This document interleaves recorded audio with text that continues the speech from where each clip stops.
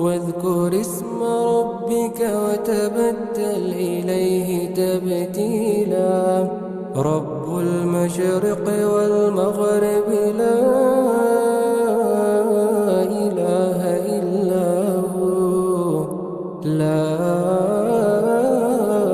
إله إلا هو فاتخذه وكيلا واصبر على ما يقولون واهجرهم هجرا جميلا وذرني والمكذبين أولي النعمة